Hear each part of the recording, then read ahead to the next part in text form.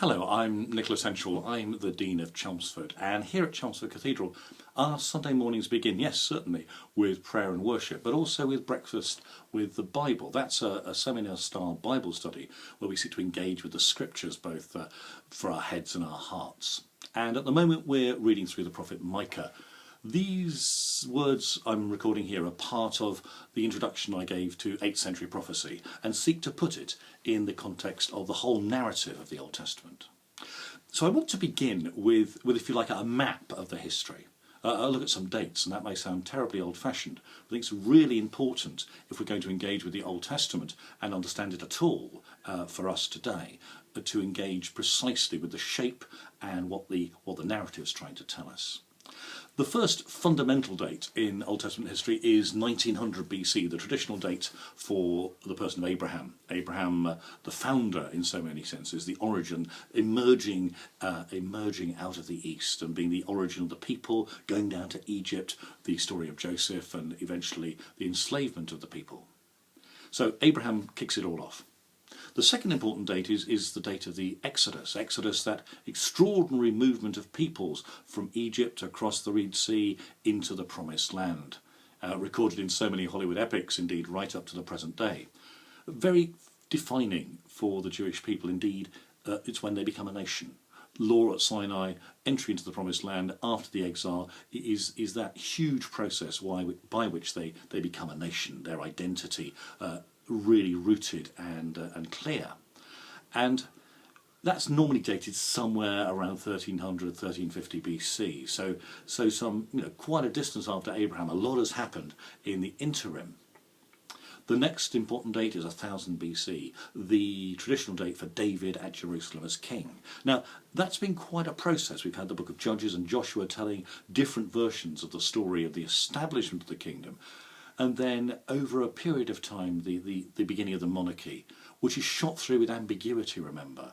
When the people say, we want a king like all the nations, God says, what are you thinking about? And eventually he says, okay, you can, but there will be consequences. And in David already, and Saul his predecessor, we begin to see those consequences. And although David is a great king, an extraordinary king, and Jerusalem the centre of the cult as well as the palace, we have this extraordinary ambiguity that God says to David, I'm afraid it's not going to work out, is it? And I will tear the kingdom from you, but not in your time, in your son Solomon's time. And that's exactly what begins to happen. The tensions begin to mount, the deep sense that kings in particular, but they're representative of their people, the kings in particular are endlessly prone to idolatry. Of course, the great sin of the Old and New Testaments, our common heritage, that deep sense that to worship anything other than God is absolutely appalling, and that's where things are going. There are moments when that tragedy is particularly focused, and the next date I want to suggest is 722 BC, which is a catastrophe I don't think as Christians reading the Old Testament we notice enough. And it's actually exactly where the Prophet Micah is located, and that is the destruction of Samaria, the northern kingdom, what we call Israel, the end of an entire part of history. I mean, it's quite extraordinary. The Assyrians, the great power of the Middle East at that time, invade, take over Assyria, take over Samaria, not just destroy it, but as Micah says, it's going to become a vineyard. It's not even a city anymore. And that's a body blow to the promises of God as far as the prophets are concerned, and an incredible judgment on the people. Things continue to get worse. One king follows another, worse and worse. There's a brief promise of the dawn, 621 BC, when Josiah, a good king, not a bad king like so many, he discovers the book of Deuteronomy when he's doing some building work in the temple, and he says, that's what we were supposed to be doing. That's how we're meant to respond to God. And he tries to reform, but it's too little too late. And some 25 years later, in 597, the Babylonians arrive. Jerusalem becomes Babylonian territory. The people begin to be transported out of Jerusalem and out of Judah to Babylon. Those extraordinary poems, 597, 587, by the waters of Babylon we sat down and wept when we remembered Zion. How can we sing the Lord's song in a strange land? Now, so there we are, 1900 BC, Abraham. Around 1300 BC, we have Moses and the Exodus. 1000 BC, David at Jerusalem. 722 BC, the Assyrians take over Samaria and the northern kingdom of Israel, and then 597 and 587, the deportation to Babylon. It feels like the end of history. Now, it's really important to recognise that the Old Testament as we have it is shaped in the light of those events. Like the New Testament, in a sense, the Old Testament is written backwards, asking a very serious question. Now, don't get me wrong, the Old Testament contains all sorts of writing from different periods. In fact, the oldest piece of Hebrew in the Old Testament is certainly Judges 5, the Song of Deborah. That's dated to 1250 BC, just after the settlement, during the settlement of the land. And that's fascinating that the earliest piece of Hebrew would be the Song of a Woman Leader. That may have something to say to us in all our complexities today about leadership and the role of women in the church, but I'll leave that for another time.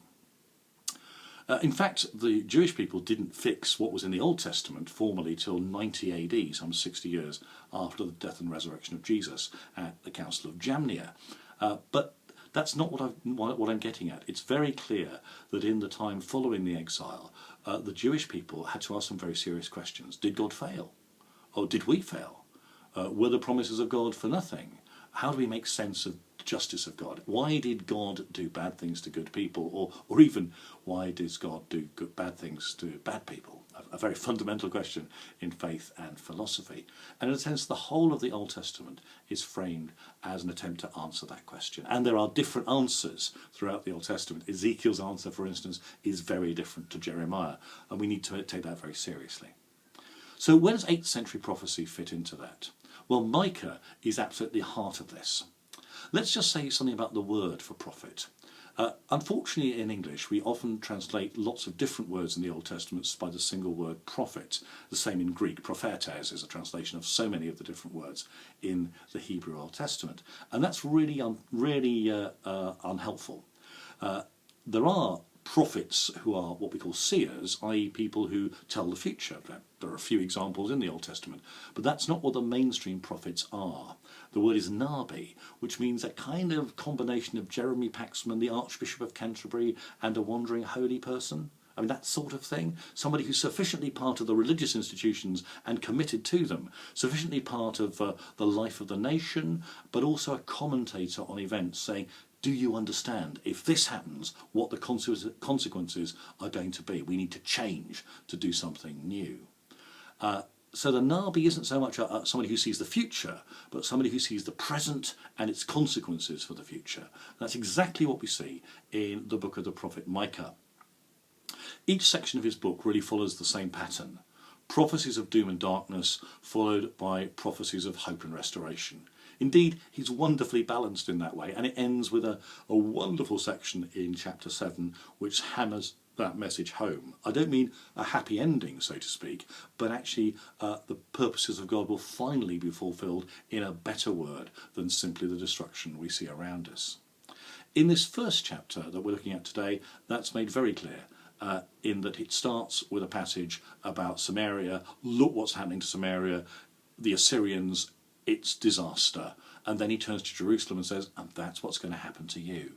And so we begin to see exactly the dynamic of Old Testament, certainly 8th century Old Testament prophecy, looking at the present, looking to the future. What are the consequences going to be? And how do we as the people of God return to the Lord our God in mercy and faithfulness and find renewal at his mercy seat?